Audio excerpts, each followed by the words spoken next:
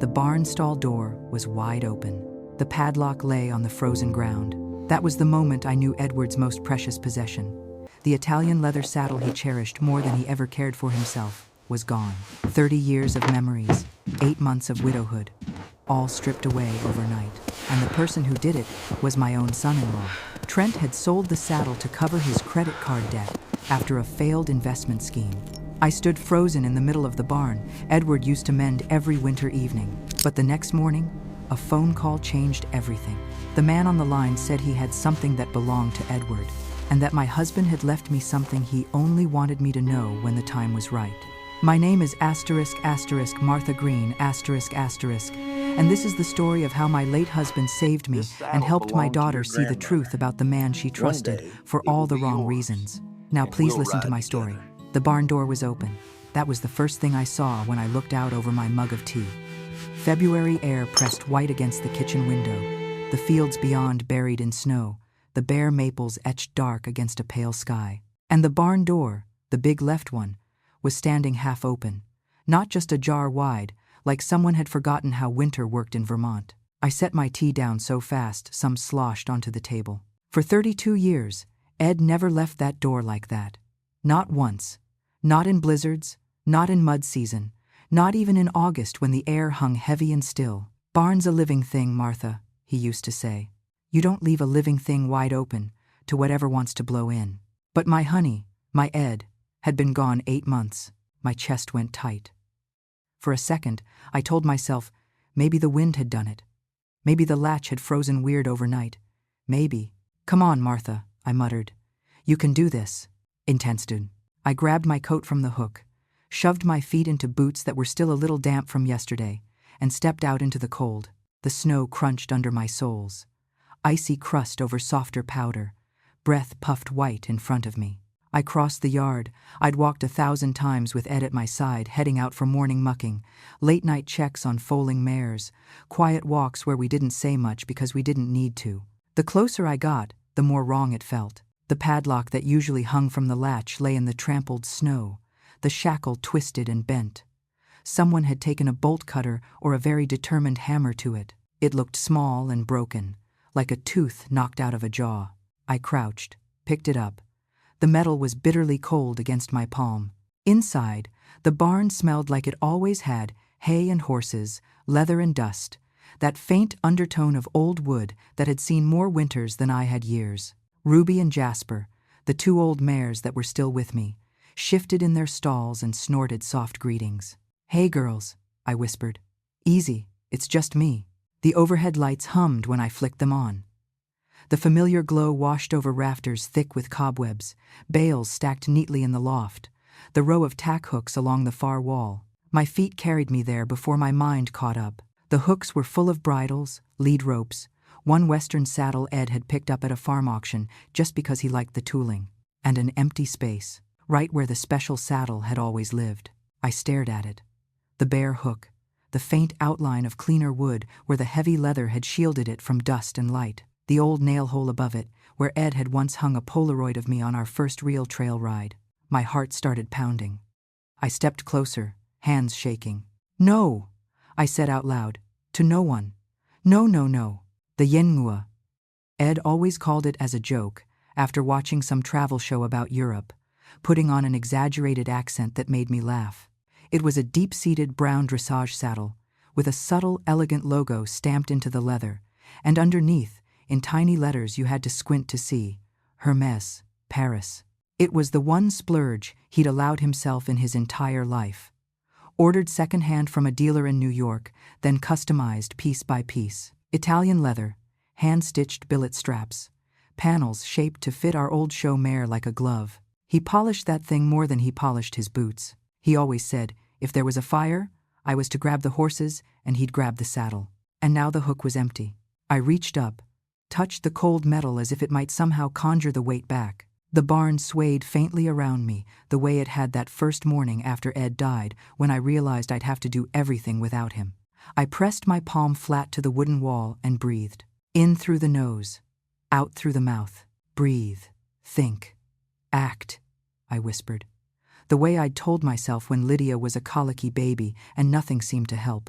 The way I'd told myself when Ed came home with the diagnosis, and we both pretended not to be terrified. Breathe.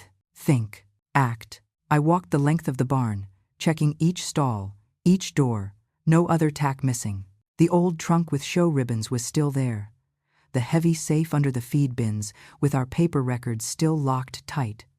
No obvious tracks in the packed dirt, except the ones from my boots and the horse's hooves. Just the blown padlock on the door, and the missing saddle. My first thought, stupid and stubborn, was that someone had broken in and stolen it. Maybe some thief who knew its value, who knew we were just two women and a pair of old mares now. But the padlock had been on the outside. Whoever took it had a key, or knew there was one. By the time I trudged back to the house, my hair was damp from the snow that had started falling again. My tea sat where I'd left it, a cold skin forming on top. The kitchen clock read 8:13 a.m. I stood there, hand still on the doorknob, listening to the house. Nothing.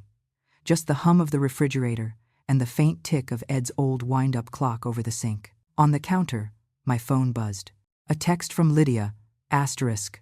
On our way, Mom. Trent wants to help fix that draft in the attic. Be there in an hour. Love you, asterisk.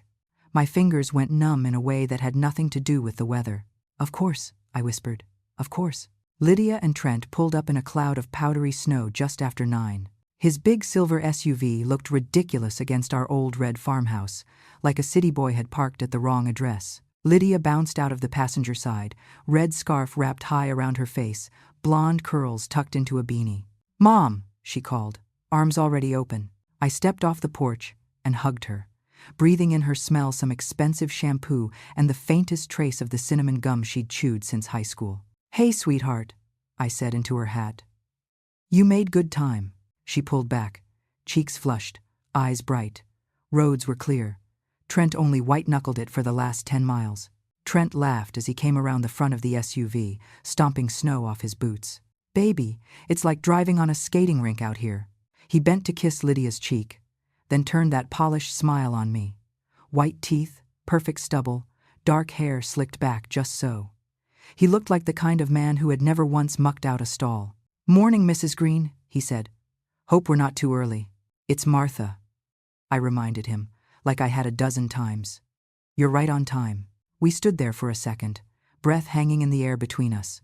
Lydia linked her arm through mine, chattering about some podcast she'd listened to on the drive, about a new coffee shop opening in Burlington. Her father's eyes glinted back at me from her face.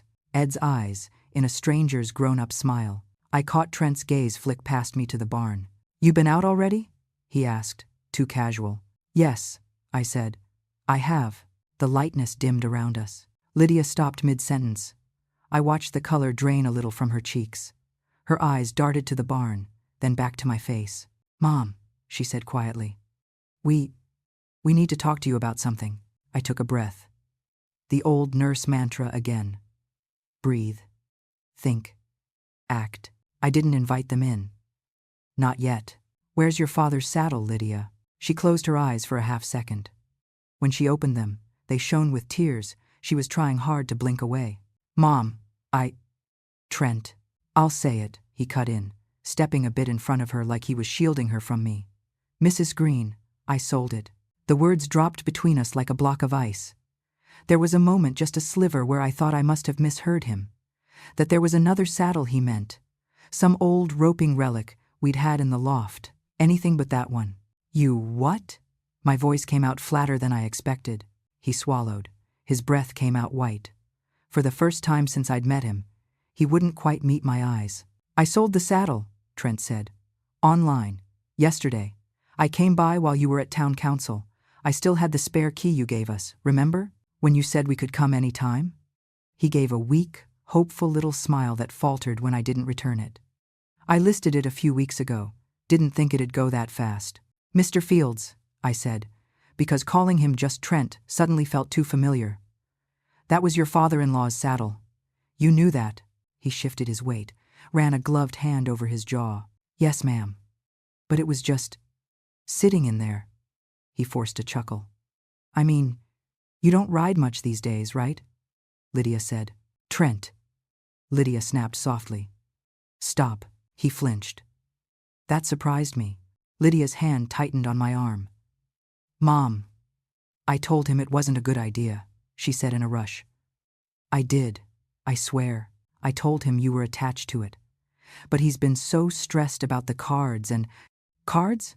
I asked. My throat felt like it was full of sawdust. Her face crumpled. We're behind on some payments. Just some stuff that didn't pan out. We thought we could pay it back before you ever even noticed. It was only… How much? I asked. Trent blew out a breath. 1,200, he said. It's a fair price for an old saddle, Mrs. Green. I did my homework. 1,200. For the saddle, Ed had loved more than most people love their cars.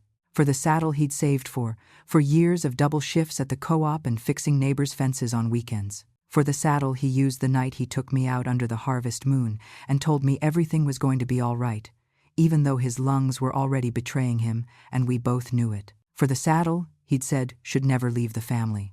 I felt something hot flare under my ribs, an anger I hadn't let myself feel much in my life, because anger never fed horses or kept a man alive. Lyd, I said slowly. Did you know? She started crying in earnest then, shoulders shaking. He told me after, she said. He came home with the cash and said it was done. I was furious, Mom. I really was. We fought all night about it. But the card company called again this morning. They're threatening legal action. She looked small suddenly, like the little girl who once brought home a stray puppy and begged to keep it. I messed up, she whispered. We both did. We just didn't want you to worry. Sweetheart, I said automatically, my hand finding her cheek, wiping away a tear with my thumb. I always want to know when you're in trouble. That's the one thing you never hide from me. Do you understand? Trent bristled. Mrs. Green, with all due respect, we're adults. We can handle our own finances. I turned to him then, the cold air around us feeling sharper somehow, cleaner. And with all due respect, Mr. Fields, I said, the words steady. You had no right to come onto my property and sell something that wasn't yours. Not a tool, not a bale of hay, and certainly not that saddle. He lifted his chin, eyes finally meeting mine. Ed's gone, he said bluntly. You don't ride. It was collecting dust. We need a fresh start. Selling off old stuff to pay for new opportunities just makes sense. For a second, I saw what he wanted the world to see. A young entrepreneur trying to dig himself out of a hole, making hard choices, being practical. Then I saw what Ed would have seen. A man who thought other people's things were his to trade. Old stuff, I repeated. Lydia took a step toward me. Mom, no, I said gently but firmly. Not right now, honey. She flinched at the softness in my tone, more than she would have at shouting. Trent spread his hands.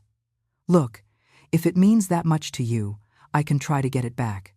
Maybe message the buyer, see if… Where did you sell it? I asked. Exactly. Some online marketplace for equestrian gear, he said. The buyer said he had a shop in town, I think. Sloan Auctions? Something like that. He seemed legit. Mr. Sloan. Walter. My heart gave a strange little jerk. I knew the name. Everyone in our county did. His place was half antique store, half auction house, all word of mouth and reputation. He'd been around forever. I remembered Ed talking about him once, something about an old plow Ed had helped him evaluate. I swallowed. All right, I said. You've told me the truth. Thank you for that. Lydia looked at me like she was waiting for the storm she'd always assumed I was capable of, but had never actually seen. Instead, I took a breath and stepped back. Go on inside, I said. Both of you. There's coffee on. Lydia, you can help yourself to the muffins I made yesterday. I need to make a phone call. Mom, don't you want? Later, I said. We'll talk later. For now. Just go warm up, please. She hesitated, then nodded slowly. Okay, she whispered. Okay, Mom. If you have cray. Trent opened his mouth like he wanted to argue. Then he saw something in my face, because he shut it again and followed Lydia up the porch. I waited until the door closed behind them, then pulled my phone from my pocket. Walter Sloan's number wasn't in my contacts, but his business was on the little magnet stuck to my fridge. Sloan & Co. Auctions. If it's old, I've sold it. And I'd punched it into my brain years ago without knowing why. My fingers remembered before my memory did. It rang twice before a rough voice answered. Sloan and Co. This is Walter. Mr. Sloan? I said. My voice shook just a little. This is Martha Green, from out on Hollow Creek Road. 212. There was a pause. Then, Ed's Martha? Yes, I said. The name hit me like it always did, sharp and soft at once. Ed's Martha. Another pause. I heard something in his voice when he spoke again. Something thick. I was sorry to hear about him, he said. What can I do for you? I think you may have bought something from my son-in-law, I said. A saddle, deep brown, Italian leather. Hermès stamp. I heard his breath catch even through the static. Mrs. Green, he said quietly. Can you come down to the shop? Right now, if you're able. Is it about the saddle? I asked. It is, he said. And about Ed. There's something he wanted you to have. Something he asked me to keep safe. I gripped the phone tighter. My mind flashed to Ed's laugh. To the way he'd winked at me from the barn door sometimes like he knew something I didn't. Come on, Martha, I whispered to myself again. Out loud I said, I'll be there in 20 minutes, Mr. Sloan.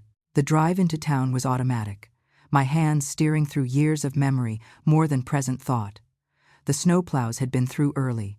The roads were wet and gray, dirty ribbons between white.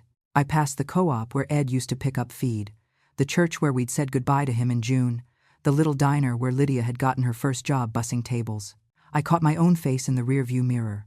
Lines deeper than last year, hair more salt than pepper, eyes that looked both older and very, very awake.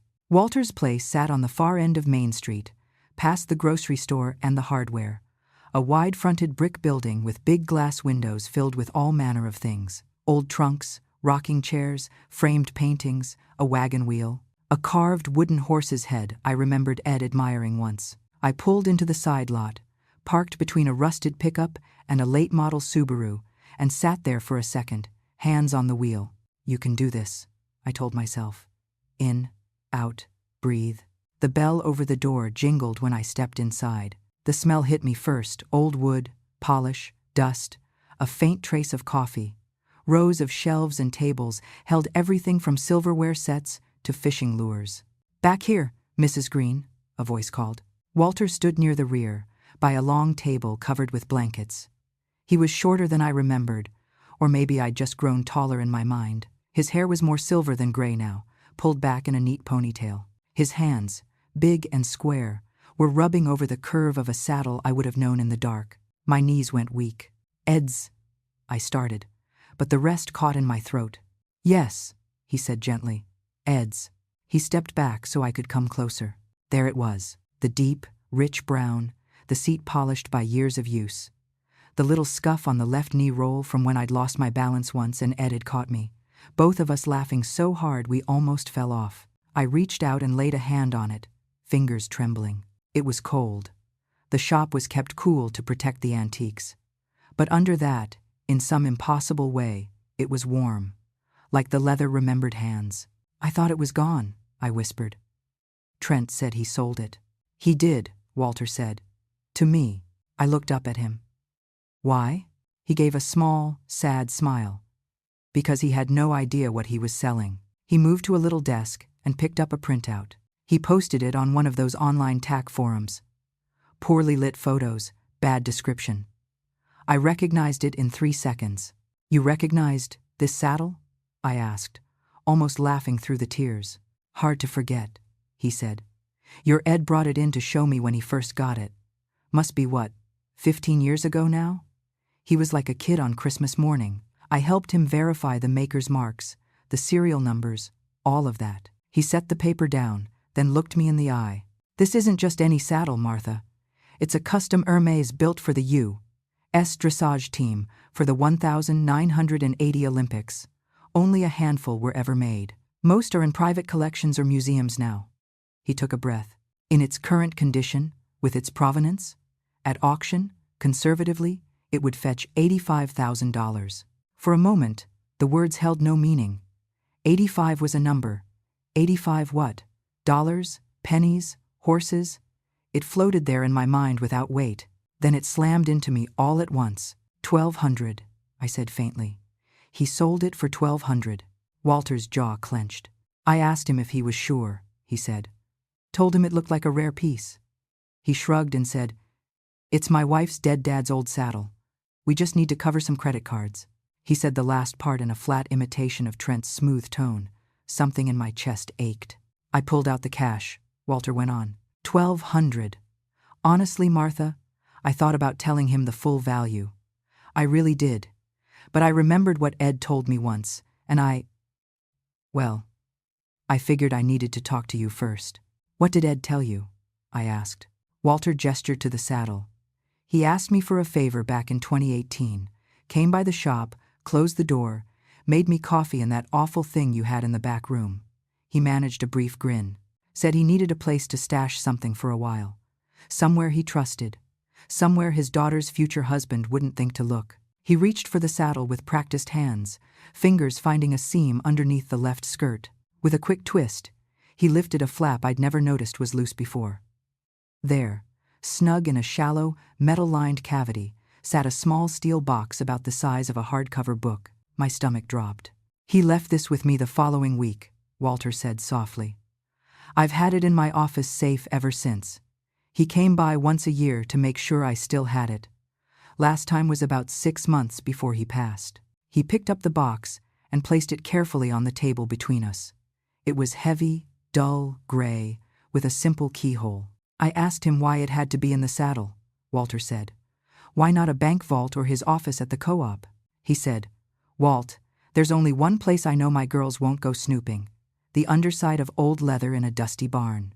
A sound came out of me then, half laugh, half sob. "That sounds like him," I whispered. "That sounds exactly like him." Walter cleared his throat, his own eyes looking suspiciously wet. "He made me promise," he said. "If anything ever happened to him, and you ever came asking about that saddle because it had been sold without your say-so, I was to give this to you." His exact words were, "That means the time has come." My hand went to my mouth. The time. I looked at the box. It was simple, unmarked, but it felt important. The way the safe under the barn feed bins felt. The way Ed's old tool chest felt. Heavy not because of the metal, but because of what it represented. "Do you have the key?" I asked. Walter nodded toward the saddle again. "Check under the right skirt." My fingers, numb and clumsy, found another hidden seam. A small metal key taped to the underside, the tape yellowed with age. I peeled it away carefully, every movement feeling like a tiny ceremony. "Take your time," Walter said quietly. "You can use my office in the back, more private." I nodded, throat too tight for words. Walter's office was small and cluttered, but warm. A space heater hummed in one corner. The desk was piled with papers. A mug that said "World's Okayest Auctioneer" sat next to a jar of pens. A single framed photo hung on the wall behind the chair. Walter and Ed, 20 years younger, standing in front of the barn with the saddle between them. I'd taken that photo. It had been so long since I'd seen it I almost didn't recognize myself. Younger, leaner, hair darker, hand on Ed's arm. My knees nearly gave out again. "Mind if I gestured to the photo. "Take it," Walter said immediately. "I've got a copy on my computer. That one's yours." I wanted to argue, to insist he keep it. But the thought of having Ed's smile back on my wall at home felt like air. "Thank you," I whispered. He nodded once, squeezed my shoulder, and left me alone with the steel box. I sat in his chair.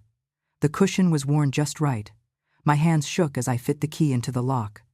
The mechanism turned with a solid little click. Inside was a stack of papers, a USB drive in a labeled plastic sleeve, and a single envelope with my name written across it in Ed's familiar, square handwriting. "Martha."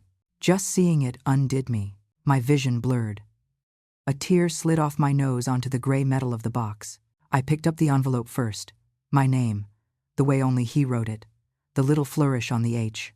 The date in the corner, the 14th of October 2022, 8 months before he died. My fingers hesitated for a heartbeat, then tore the top open. "Honey, if you're reading this, I'm not around to explain it in person. I'm sorry about that. You always told me we did everything together, and this is one thing I've had to do alone for a while. Not because I don't trust you, God knows. You're the person I trust most in this world, but because I wanted to protect you until I had something concrete. I need to talk to you about Trent. I know you want to like him for Lydia's sake. I wanted to as well. You know me, I'm not quick to judge. But things haven't sat right with me for a long time. 18 months ago, I overheard him on the phone in the barn. He didn't know I was there. He was talking about another round of small fish investors and how they'd never track the money if he moved it fast. He laughed, Martha, not the laugh he uses at Sunday dinners, a different one, cold. I started looking into him. Quietly, with some help from an old friend, Harry Dorsey. Remember him? The federal guy who helped with that cattle rustling mess back in '05. He's retired now, but he still knows how to dig. We found some things. Trent Fields has been involved in at least 2 suspicious startups in other states. In both cases, small investors lost everything, and Trent walked away before charges could stick. Things were buried, people were embarrassed, money vanished. The pattern is always the same.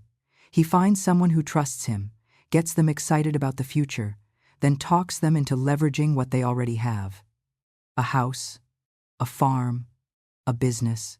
He's already started with Lydia, convincing her they're behind, that everyone their age is investing big, that they'll be left behind if they don't. She's smart, but she loves him, and love can make smart people blind.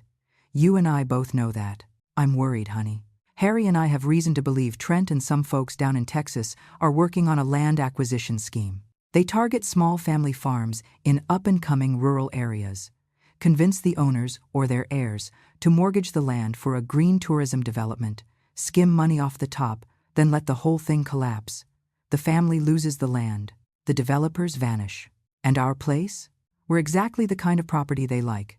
Paid off, good acreage, proximity to the interstate, scenic enough to slap Eco Retreat on a brochure. I've heard Trent talking to Lydia about turning the barn into a rustic event space and leveraging the land for a loan. He asked me a few times about whose name is on the deed, about whether we ever updated the will. He plays it off as just making conversation, but I've seen that kind of testing before. I'm not telling you this to panic you. I'm telling you because you need to be ready. In this box you'll find a USB drive with copies of everything Harry dug up, Trent's past ventures, complaints filed, names of people he's hurt. A file with notes on the outfit in Texas he's been contacting. Some of them have rap sheets longer than our driveway. A list of steps Harry recommends to protect yourself and the farm. We haven't gone to the police yet because, as Harry says, there's smoke but not quite fire. No crime has been committed against us, not yet. If we go now, Trent will just get spooked and change tactics. I know what you're thinking. Ed, why didn't you tell me sooner? Because I know you, Martha. You'd march straight over to Lydia's and tell her everything. And she'd tell Trent. And the moment he felt cornered, he'd either speed up his plan or bolt and try it again somewhere else with someone else's land. I want him stopped. For us, yes. But also for whoever would be next after us. Harry and I have been building a case. We're close. If my lungs give out before we finish, I need you to take this baton and run the last stretch. Protect yourself. Protect our sweetheart. She's not stupid. She's just in love. I was once too, remember? Called you my foolish miracle the day we signed the papers on this place. There's one more thing I need you to know. You are not alone, Martha. I've put some things in motion to make sure you're taken care of, no matter what. Talk to Harry. Talk to Walter. Trust them. They know what I'm trying to do. And remember this. A barn's just boards and nails. A farm's just dirt and fences. The real home is you. Wherever you stand, your ground becomes sacred. I love you more than hay in June and coffee in January and the look on your face when you made that first perfect pie crust. You can do this. Ed. I read it once, then again, and again. By the 3rd time, my tears were dripping so steadily onto the paper, I had to set it down. He knew. My Ed had spent the last year and a half of his life fighting to protect us from a man sitting in my kitchen, drinking my coffee. He'd done it quietly, the way he did everything, the way he fixed broken boards and neighbors' tractors. No fanfare, just determination. Come on, Martha, I whispered. Pull it together. I wiped my eyes on my sleeve, then looked at the rest of the contents. The USB drive, a neatly clipped packet of printouts with Harry's name at the top of some. A typed checklist of steps for Martha if I'm gone, in Ed's clunky attempt at using a word processor. My phone buzzed. A text from Lydia. Asterisk. Everything okay, Mom? Trent says the barn looks fine. Do you want us to start on the attic? Asterisk. Fine. The word tasted bitter. I picked up my phone and, instead of answering her, scrolled through my contacts until I found a number I hadn't dialed in over a decade. Harry Dorsey. It rang longer than Walter's had. Long enough for me to think he'd changed it or retired to some place without cell service. Then, Dorsey. Detective? I said, the old habit sliding out before I could stop it. This is Martha Green, from Hollow Creek, Ed's wife. There was a beat. Then a sharp inhale. Martha, he said. His voice had always had gravel in it. Now it sounded like the gravel had been soaked in whiskey and coffee. I've been wondering when you'd call. You knew he left me this? I asked. I helped him type half of it, Harry said. How are you holding up? Depends which part you mean, I said. The widowed part or the my son-in-law is a con artist part. Fair, he said dryly. You at home? At Walter's, I said. He just showed me the package. Good. Listen to him. He's a smart man, and tell him I still want my fishing rod back. I heard papers shuffling. All right, here's what we're going to do, Martha. Step 1. I'm going to drive up there. Step 2. We're going to read through everything together. Step 3. We're going to keep your farm and your daughter out of that man's hands if it kills us. Deal? A laugh bubbled out of me unexpectedly. It felt foreign and familiar at once. Deal, officer, I said. By the time I got back to the house, Lydia was pacing in the kitchen, mug in hand. Trent sat at the table with his laptop open, spreadsheets glowing on the screen. Mom. Lydia rushed over. Where did you go? You were gone forever. I was freaking out. I went to town, I said, hanging my coat on the old peg by the door. To see Mr. Sloan. Trent stiffened. You talked to Walter? Yes, I said. I did. He forced a smile. Well, good. I told you I'd try to get it back. Maybe he bought the saddle, I said. He's keeping it safe. We'll discuss it later. Something flickered behind his eyes. Annoyance? Calculation? It passed quick. Mrs. Green, he said, leaning back in his chair. I'm glad you got to talk to him. Maybe he'll even give us a cut if he resells it for more. I mean, that's just fair, right? I stared at him. Lydia looked between us, confusion creasing her brow. Mom, she said. What's going on? I forced my face to smooth. Ed's voice still echoed in my head. Don't tip your hand too early. Let him show his. Something I need to work through, I said. For now, I need you two to head home. Lydia blinked. Home? But we came to help with the attic. And I wanted to go through Dad's old... Later, I said again, softer this time. Sweetheart, I need some time with my own thoughts today. Hurt flashed across her face, replacing confusion. Is this about the saddle? She asked. Mom, I said I was sorry. I know I messed up, but this is about a lot of things, I said. Some that started long before yesterday. Please, go home. I'll call you tomorrow, and we can set a time to talk. Really talk. Trent opened his mouth. Mrs. Green, with respect, I don't think freezing us out is... Mr. Fields, I said, my gaze snapping to his, my patience thinning. I am asking you to leave my house now. Respect that. He held my gaze a second longer, then smiled that smooth, political smile again. Of course, he said. Come on, baby. Your mom needs some space. Lydia hesitated. Mom. I walked over and cupped her cheek again, the way I'd done when she'd scraped her knee as a toddler. I love you, I said. More than hay in June and coffee in January and everything in between. Remember that. Whatever happens next, remember that. Her eyes flooded again. I love you too, she whispered. I watched them drive away from the front window, Trent gesturing with one hand, animated, Lydia staring straight ahead. When their tail lights disappeared down the curve of Hollow Creek Road, I let myself sag against the wall. Come on, Martha, I said to the empty room. Harry's coming. Get ready. Harry arrived just before dusk. His truck was still the same old Ford, just more rust than paint now. He unfolded himself from the driver's seat with a groan and a muttered, I'm getting too old for cold states. You lived in Vermont for 20 years, detective, I said, stepping onto the porch. You know better than that.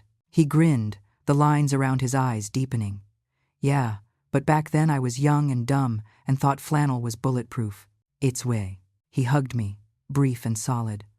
For a second, I felt the weight of his service pistol the way it used to be. Then I remembered he'd retired. The bulge under his coat was just his wallet, and knowing Harry, probably a sandwich. Inside, at the kitchen table, we spread out Ed's files like a map of a battleground I hadn't known we were fighting on. That's Trent's first startup, Harry said, tapping one folder. Little tech thing in Pennsylvania. Promised to revolutionize point-of-sale systems for farm stands. Took about 40 grand from 8 families, mostly small farms. Went belly up in 18 months. No one prosecuted because the paperwork was written well enough to call it business risk. He moved to another stack. This is the second one. Microbreweries in Indiana. Same story, different buzzwords. He made it sound folksy and local, but everything went through shell companies in Delaware and Nevada. When it collapsed, he walked with a nice consulting fee. Investors got pennies. My stomach churned as we moved through name after name. People who'd trusted him. People who'd had far less land and security than we did. And now Lima Ridge Holdings, Harry said, pulling up a page on his laptop. Based in Houston. On paper, they're a land development firm specializing in ecotourism. In reality? Well, one of their partners has a federal conviction for bank fraud. Another's been under investigation for money laundering for 3 years. The screen showed emails, Trent's name, his smooth words, promising access to perfect properties in Vermont, charming, undervalued, with built-in story appeal for city investors. That song and dance about developing a rustic retreat on your land he gave Lydia at Thanksgiving? Harry asked. I nodded numbly. He called it the Green Ranch Experience. I told him we were a farm, not a ranch. Harry's mouth twisted. He sees this place as a product, Martha, not a home. The plan is simple. He gets his name on the deed or some kind of joint ownership, uses it as collateral to take out a big loan with Lima Ridge as partners, siphons money, lets the project crash, and walks. And we lose everything, I said. He nodded. Except you're not going to let that happen. I laughed weakly. You make it sound so easy. I never said easy, he said. But you've got something none of these other folks did. A head start, and an Ed. We worked until the light outside went from gray to blue to full dark. Harry walked me through practical steps. Locked down the deed, set up alerts on my credit, talked to the bank about placing flags on any attempt to use the farm as collateral. And the law? I asked. Can't we, I don't know, report him for the other scams? We can flag what we know to my old friends in the bureau, he said. But those cases are cold. The DAS out there didn't push them then. They're not likely to now unless we hand them something shiny. What we can do is build a fresh case here. Fraud. Attempted fraud. Conspiracy. How? I asked. He smiled a wolfish little smile. We let him talk, he said. And we listen. And we record everything. Our ground. The next week was the longest of my life. I went through the motions of the farm, feeding Ruby and Jasper, breaking ice in the water trough, spreading straw. The world shrank to manageable tasks. Scoop, toss, scrub, repeat. At night, when the house creaked and the wind moaned around the eaves, my mind spun. What if Eddie was wrong? What if I'd misread all this? What if Trent really was just bad with money, not malicious? If love and fear had made Ed see patterns where there weren't any, then I'd look at those investor names again. The copies of emails. The way Trent had talked about my husband's saddle like it was junk. I'd remember Ed's careful handwriting. Protect our sweetheart. Harry helped me install a little recording app on my phone. Just in case, he said. Don't use it unless you have to. But if he starts talking specifics about the farm, we want that. 2 days later, Lydia called. Mom, she said, breathless. Can we come over for dinner Sunday? Trent has this new idea for the barn, and I want to run it by you. Please say yes. And I'd really like to talk about the saddle. I miss you. That last part cracked me open. Yes, I said. Come Sunday, 6 o'clock. I hung up, then immediately called Harry. He's moving to phase 2, Harry said. Good. Get him talking. I'll be on standby. It's time. Sunday felt like a play in which I'd been cast against my will. I moved through my lines anyway. I made pot roast the way Ed had liked it. I baked biscuits and the blackberry pie Lydia had always requested on her birthday. I set the table with the good plates, the ones with little blue flowers around the rim that we'd gotten as a wedding gift. When they arrived, Lydia bounded in first, cheeks rosy, arms full of grocery bags. "I brought salad and ice cream," she said. "Trent says he's eating more greens this week." Trent followed, carrying a bottle of wine I suspected we couldn't afford. "Evening, Martha," he said, all politeness. "We come bearing offerings." Quote. My phone, set on the counter, blinked once as my thumb brushed the hidden record button on its side. We sat. We ate. Lydia chattered about her job at the graphic design firm, about a ridiculous client who wanted a logo that felt like autumn but also like lasers. Trent chimed in with a story about a networking event in Burlington, dropping names of people he clearly thought I should be impressed by. I smiled in the right places. Nodded. Passed the potatoes. All the while, I watched his eyes. He waited until Lydia had finished her first piece of pie before starting. "So, Martha," he said casually, setting his fork down, "I've been thinking a lot about your future." "Have you now?" I said, taking a deliberate sip of coffee. "That's kind of you." He smiled like we were sharing a joke. "Hear me out," he said. "You're, what, 57? "Yes," I said. He spread his hands. "You look great, by the way. But it's a lot, this place. The barn, the fences, the fields. You shouldn't have to do all that alone forever. You should be enjoying your life, maybe traveling. See the world. Right, baby?" "Absolutely," Lydia said, eyes bright. "I keep telling Mom she should come with us to Costa Rica or something someday." "I get seasick in the bathtub," I said. "But that's sweet of you." Trent leaned forward, elbows on the table, body language turning more earnest. "I've been talking to some people," he said. "There's real interest in developing small farm stays in this area. You know, city folks paying big money to come spend a weekend in a real Vermont barn, bottle feed goats, that kind of thing." He chuckled. Lydia laughed with him. "You could make a killing," he went on. "We turn one of your pastures into a glamping site, maybe convert half the barn into an event space. Weddings, retreats. You'd keep living here, of course. We'd just leverage the land a little. Take out a small loan to get started. The income would more than cover the payments." My phone sat innocently next to the sugar bowl, its little light off now. "Leverage the land," I repeated. "Meaning?" He waved a hand. "Meaning we'd put the property up as collateral. It's standard. I'd handle all the paperwork, obviously. My partners down in Texas specialize in this stuff. You'd barely have to think about it. Just sit back and watch the checks roll in." "And whose names would be on that paperwork?" I asked. "Exactly." He hesitated just a second. "Well, we'd need yours, of course, as the current owner. And given that Lydia and I are investing our time and equity, it would make sense to include us as co-owners or something similar." "Trent," Lydia began, sounding nervous. "Maybe we should." "Honey, I've got this," he said, not looking at her. "This is how we secure our future, okay?" I put my fork down carefully. "Mr. Fields," I said, "I appreciate your enthusiasm, but I am not mortgaging my home." His friendly mask flickered. "Martha," he said, "I know it sounds scary, but this is how people build wealth these days. You can't just sit on assets and not use them. That's dead money. Ed would have wanted you to—" "Don't," I said, more sharply than I meant to. "Don't you dare tell me what Ed would have wanted." Lydia flinched. "Mom, Trent's just trying to help," she said quickly. "We're drowning in minimum payments. The interest is insane. And the idea is actually really cool." "You're behind because of Trent's investments," I said calmly. "Not because of my barn." Her cheeks flushed. "That's not fair." "It's not about fair," Trent said smoothly. "It's about opportunity. Look, Martha, let me bring over some numbers. Actual projections. We can go through them together sometime this week. I think once you see—" "No," I said. The word hung in the air. He sat back, eyes cooling. "Is this about the saddle?" he asked. "Because I already apologized for that. I told you I'd make it right. Don't punish us because of one mistake."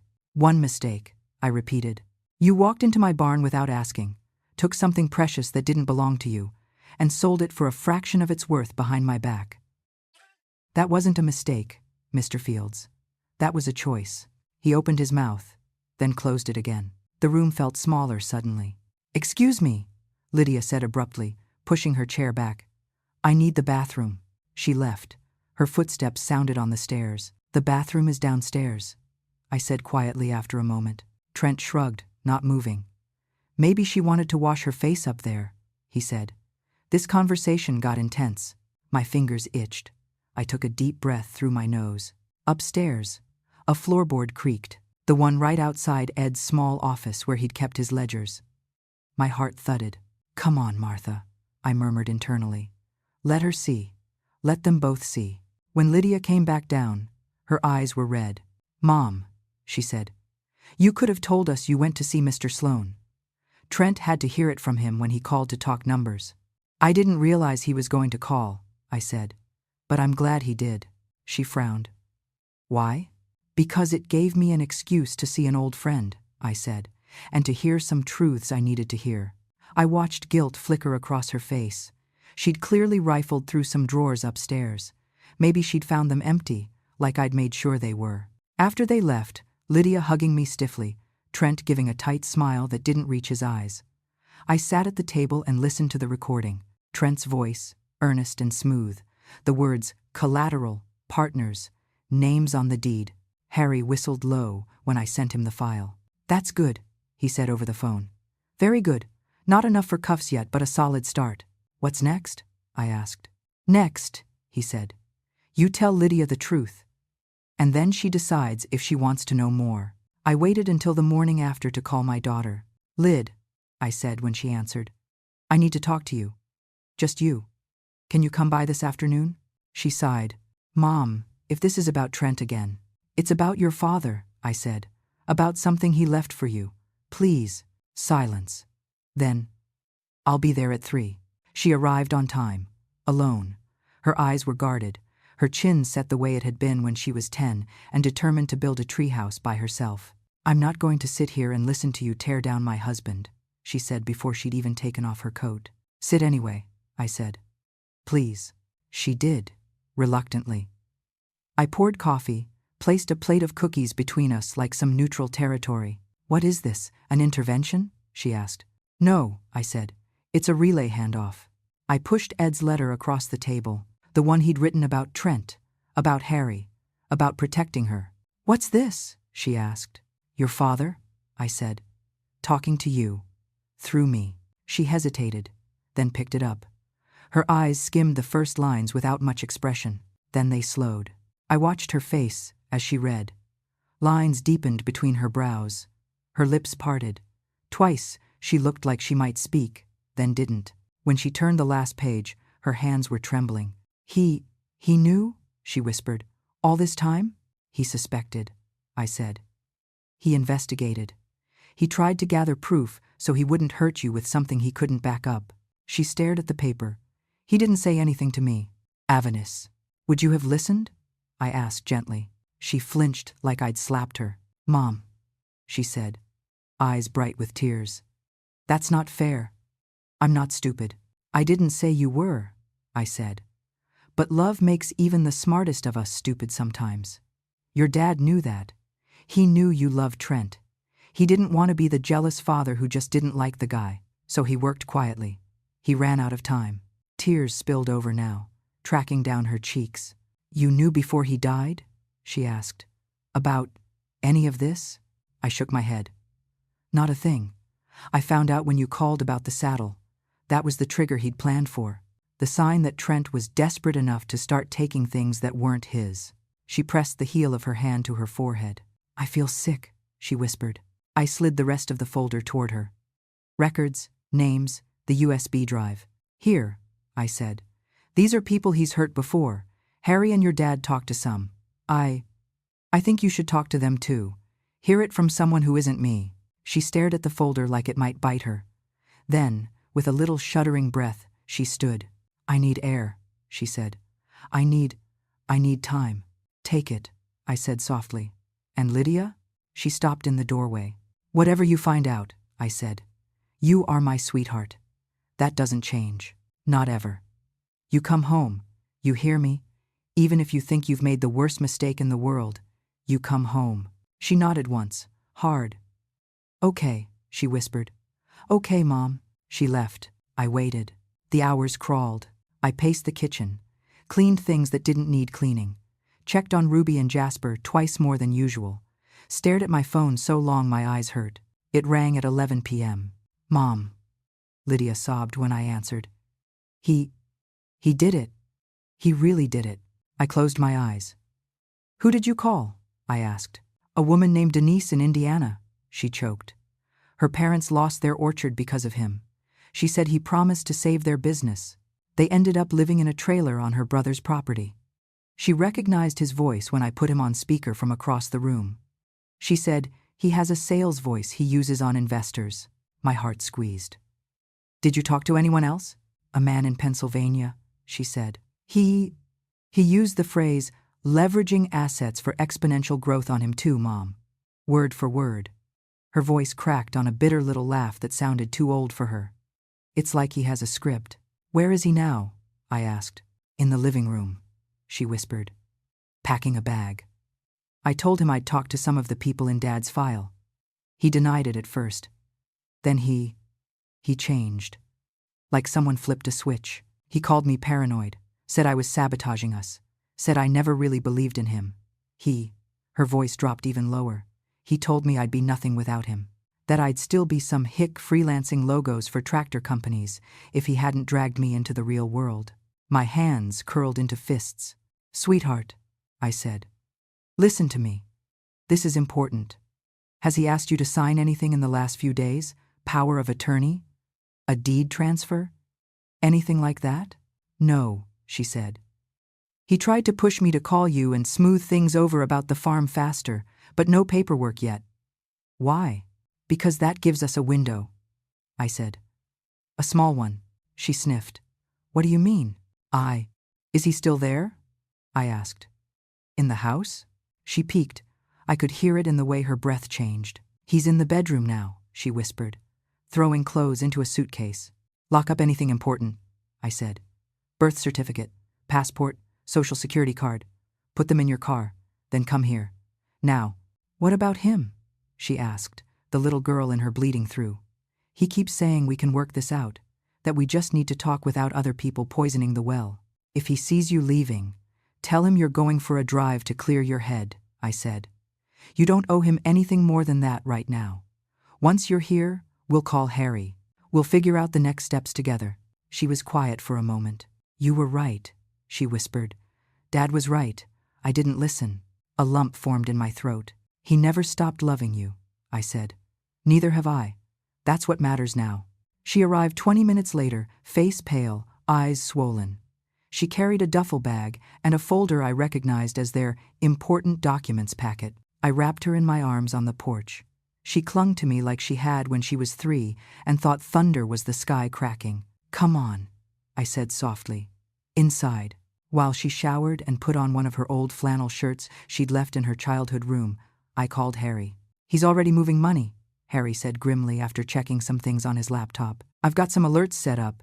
He just made 3 cash withdrawals from different ATMs in town, 1,000 each, and he just bought a one-way ticket online. Where to? I asked. Pause. Houston, Harry said.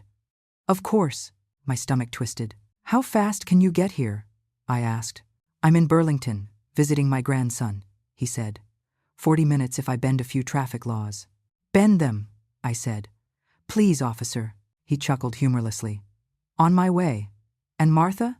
Don't let Lydia talk herself into going back over there tonight. That's when these guys are most dangerous, when they know their masks are slipping. I won't, I said.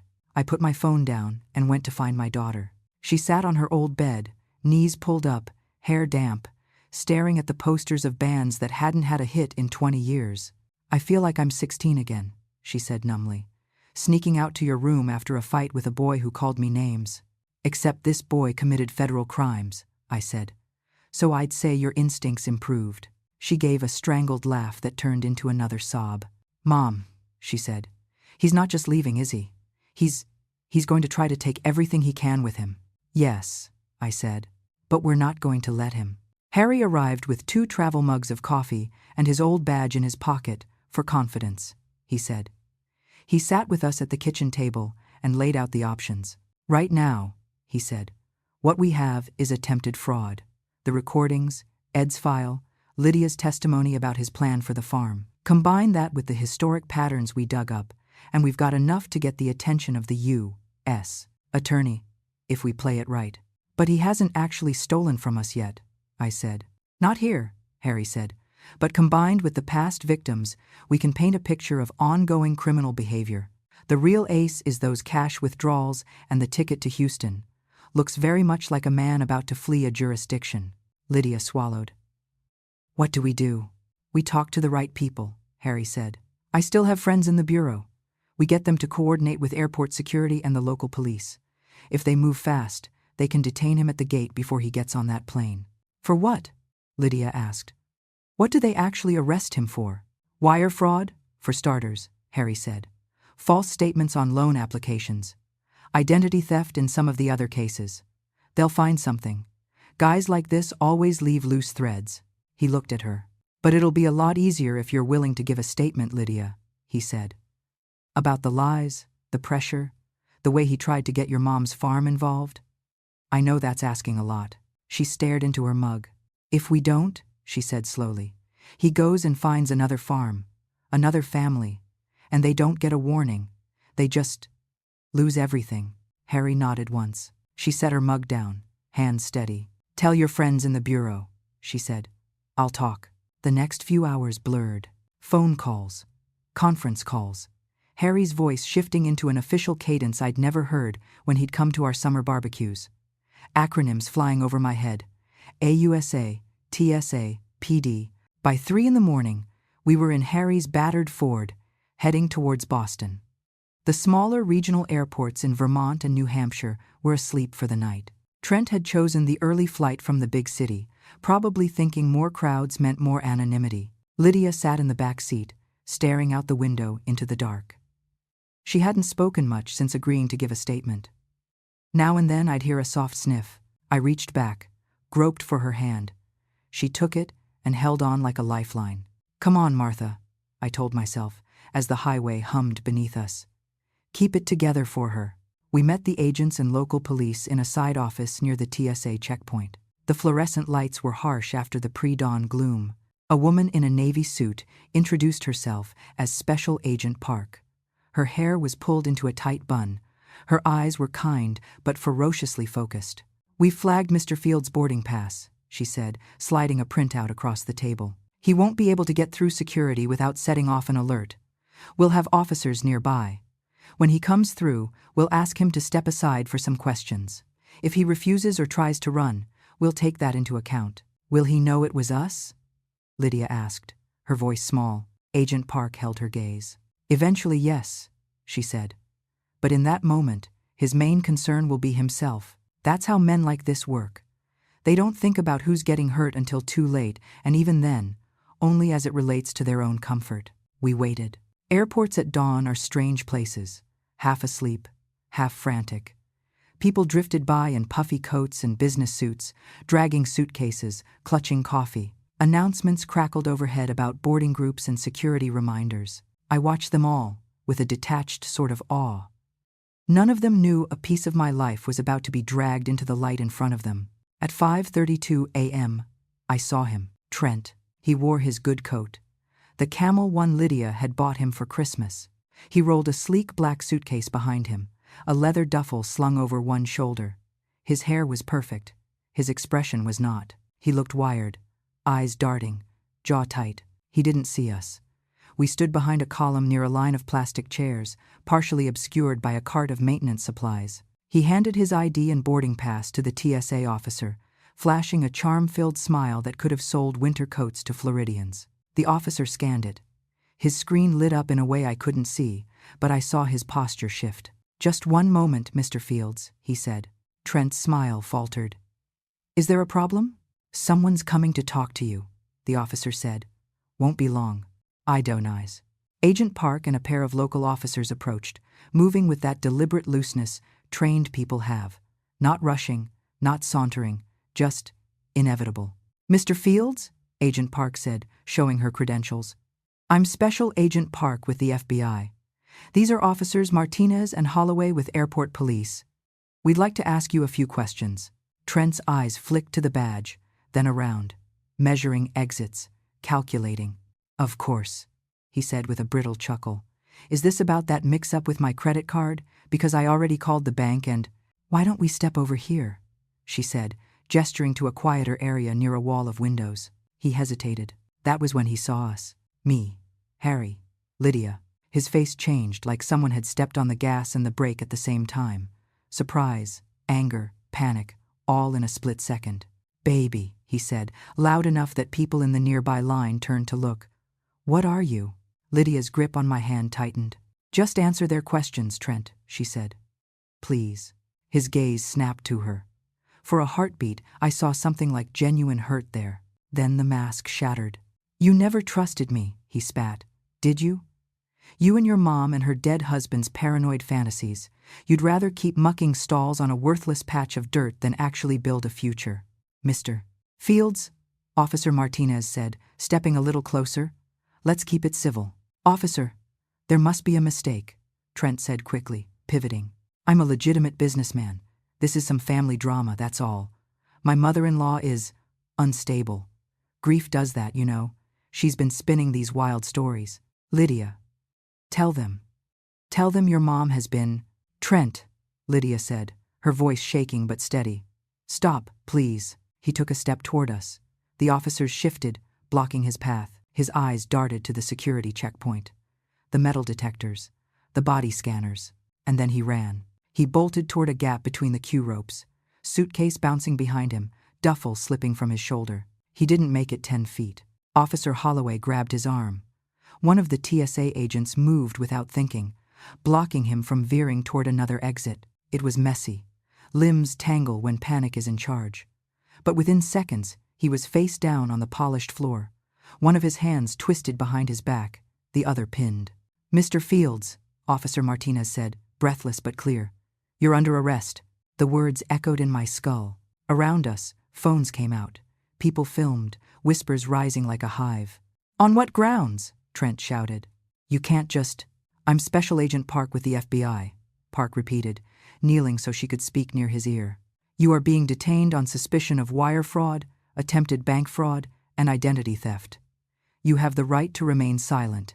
Anything you say can and will be used against you." He twisted his head toward Lydia as she watched, shaking. "This is your fault," he snarled. "You threw away everything we had. You'll be nothing without me." Hearing it live was worse than hearing it reported. Lydia shrank back. I stepped forward, instinct taking over, moving me between my daughter and the man she'd married. "Ma'am, please calm down," another officer murmured, a hand gentle on my arm. "We've got this." "I am calm," I said. My voice surprised me. It felt like it was coming from someone bigger than me. "I'm watching." Trent saw me now, really saw me. The look he gave me could have peeled paint. "You liar, Trent Fields," I said quietly. "You thought you could steal my husband's legacy and my daughter's future and walk away. Not this time." His mouth opened, a stream of curses pouring out. They picked him up, cuffed, and marched him toward a side door. For a moment, Lydia sagged against me, sobbing. I wrapped both arms around her, held on like the world might tilt. Harry stood nearby, eyes watchful. "Come on," he said after a minute. "Let's go home."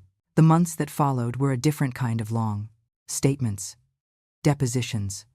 Lydia telling the same story to 3 different people, each time draining something out of her and leaving her exhausted. Harry driving us to the courthouse in Burlington, then Boston, then back again. Lawyer meetings with a woman who wore sharp suits and spoke about restitution and plea deals like recipes she'd memorized.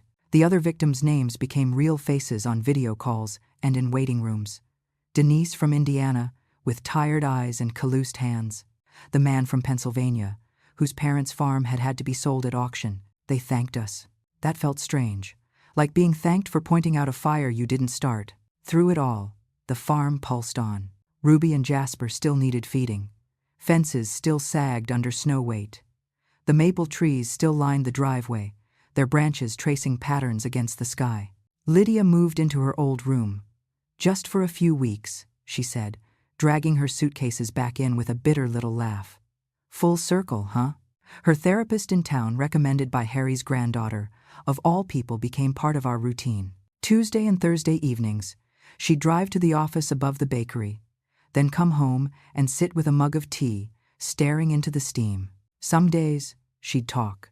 "I feel so stupid," she'd say, voice raw. How did I not see it? How did I not see that every romantic surprise weekend he planned was just a way to distract me from some document he wanted signed? Love, I'd say. Especially first love. It's like looking at the world through a jar of honey. Everything's golden and thick and a little distorted. Other days, she'd be quiet, eyes distant. On those days, I didn't push. I made her favorite grilled cheese. I folded her laundry. I left the light on in the hall. "Come on, Martha," I'd tell myself, watching her sleep on the couch in front of some mindless show. "You did colic and teething. You can do trauma and court dates." 3 months after the airport, Trent took a plea deal. 14 years. Wire fraud, bank fraud, identity theft, conspiracy. The U.S. Attorney's office liked Harry's file, liked Ed's notes, liked our recordings. "He'll probably be out in 10 if he behaves," Harry said grimly. "But by then, he'll be almost 50, and everyone will know his name. Makes it a lot harder to grift." Our own financial mess was less dramatic than I'd feared. The credit card companies forgave most of the debt Lydia hadn't known about, chalking it up to unauthorized charges. Her credit was bruised, but not broken. The farm deed remained where it had always been, in a folder in my desk, now backed up by a lawyer's letter and several alerts at the bank. Ed's other gift, the one he'd hinted at in his letter, came to light when Walter nudged me one afternoon. "Ed mentioned something about a Plan B nest egg," Walter said. "Something about tech stock that turned out to be more than a lottery ticket." I frowned. He had a 401k and some savings. "But check with the bank," Harry said when I told him later. "See if there are any safe deposit boxes in both your names." There was. Inside, wrapped in an old flannel bandana of Ed's, was a slim folder, a stock certificate, some paperwork, a handwritten note. "Honey, if you're reading this, the tech kid I invested in back in '99 actually pulled it off. Turns out that silly app about buying used stuff without leaving your house was a bigger idea than I'd thought. I never told you because I didn't want to get our hopes up. Co-op wages taught me not to count chickens. But this thing went public. Suddenly our little investment is, well, ask the nice lady at the bank. This isn't for Trent. It's not for Lydia's next fancy coffee machine. It's for you. For your independence. For whatever crazy thing you want to do. Fix the roof. Travel.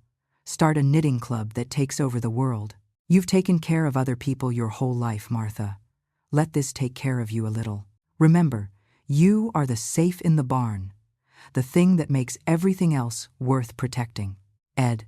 The nice lady at the bank nearly fell off her chair when she looked up the current value. $350,000. More money than we'd had in all our years of scraping by combined. For a long moment, I just sat there, staring at the number. "Are you all right, Mrs. Green?" the banker asked. I laughed. It came out half like a sob. "I'm furious," I said. "He never told me. I would have gotten him that fancy smoker for the barbecue he always wanted." Lydia cried when I told her. "Dad," she said, wiping her eyes. "You impossible man. We used some of it to shore up the farm. A new roof for the barn. Repairs on the old tractor Ed had sworn he'd fix himself someday. A chunk went into a fund for Lydia's future tied up tight, protected from any smooth talker who might sway her heart again. The rest, I left. Sitting there. A safety net that felt like Ed's arms around us in financial form. We also sent checks out, $10,000 to Denise in Indiana, $10,000 to the man in Pennsylvania, smaller amounts to others in Ed's file, accompanied by notes. "For what you lost." From someone who almost lost the same. Martha and Lydia Green. Some wrote back. Some didn't. It didn't matter. It felt right. Walter came out one crisp October afternoon. Trailer hitched to his truck. "I've been keeping this in climate-controlled storage," he said, lowering the ramp with a flourish. "But she's been complaining. Says barns and fields beat filtered air any day."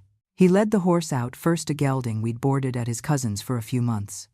Strong, patient, good with anxious riders. But it was the second thing that made my breath catch. The saddle. Ed's saddle. Newly conditioned, the leather gleaming softly in the autumn light. "You didn't have to do that, Mr. Sloan," I said, throat thick. "You already did so much." "Nonsense," he said. "This belongs here. I didn't have room for it in my will. And my nephew doesn't know a stirrup from a soup spoon." He and Harry and Lydia watched as I approached the horse. My hands shook as I ran them over the saddle's flaps, the cantle, the pommel. Old muscle memory stirred. "Come on, Martha," I murmured, one foot in front of the other. I put my boot in the stirrup and swung my leg over. For a moment, I was 30 again. Ed standing at Ruby's head, hand on her halter, saying, "You got this, honey. Trust yourself." Now it was Lydia at the horse's head. Her eyes shone. "You got this, Mom," she said. "Come on." The gelding shifted his weight under me, solid and steady. The leather creaked softly, a sound like a sigh. I took up the reins, feeling the bit move gently in his mouth. "Ready?" Walter called. "Not remotely," I said. "But let's go anyway." We rode down the lane, out past the maple trees and the old stone wall. The fields, tinged gold and red, stretched out around us. The sky was a hard, brilliant blue. With every step, the tight band around my chest loosened a little. I wasn't the same woman Ed had married. I was older, more worn. But I was still here, still standing my ground on the patch of earth we'd chosen together. At the far edge of the pasture, I reined in and looked back. The farmhouse, red and stubborn. The barn, roof newly gray and straight. The little white cross by the big oak where we'd scattered some of Ed's ashes. Lydia stood near the barn doors, a speck of blue flannel and blonde hair. She waved. I waved back. The wind picked up, carrying the smell of hay and wood smoke. It felt like a blessing. I thought of the phrase Ed had written, "You are the safe in the barn." He'd hidden evidence and plans in steel and leather, tucked away under saddle panels and in vaults. But the real protection had always been love. Love that made him spend his last months collecting proof no one had asked for. Love that made him trust friends like Walter and Harry to carry the torch. Love that made me dig my heels in when a charming man tried to sell me a future built on my own ruin. Love that made my daughter pick up the phone and call people she'd never met to ask, "Did he hurt you too?" There's a strange power in realizing the dead are still looking out for you. Not with ghosts or whispering voices, but with choices they made long before. With documents signed and boxes hidden. With friends asked for promises. Back at the barn, I swung down from the saddle, legs shaky but heart steadier than it had been in a long time. Lydia threw her arms around me, laughing and crying all at once. "You did it," she said. "Dad would be... God, he'd be freaking out." "In a good way. In a good way," I agreed. We stood there a long moment. 3 generations of green stubbornness and resilience gathered in one place. The memories of Ed, the crushed dreams of Trent, the scars of people he'd hurt, the quiet, solid life of our little farm. Later, when the sun dipped low and the sky went lavender, I sat on the porch with a cup of tea. The barn door was closed, like it should be on a chilly fall evening. I'd locked it myself, the new lock clicking into place with a satisfying finality. Inside, under the loft, the safe Ed had bolted to the floor years ago held our papers. The steel box he'd hidden in the saddle was now in my desk, empty of fear and full of gratitude. The real safe, though, sat in my chest. A heart that had been cracked by grief and patched by determination. A knowledge that I could lose a husband and still fight. Lose illusions about my child's choices and still love her fiercely. Look a con man in the eye and say, "Not here. Not this barn. Not this family." People think strength is about not crying. They're wrong. Strength is riding out into a field alone for the first time in years on a saddle full of memories. It's calling strangers and saying, "I believe you. I'm sorry. Let's make sure he doesn't hurt anyone else." It's opening a letter from a dead man and hearing him say, "You can do this," and believing him. So if you're listening to this, or reading it, wherever you are, and you're sitting in your own version of my kitchen with your own missing saddle or broken padlock, here's what I've learned. Sometimes, the people we've lost left more behind than we know. Not just photos and old shirts and coffee mugs, but plans, clues, little safes hidden in the barns of our lives.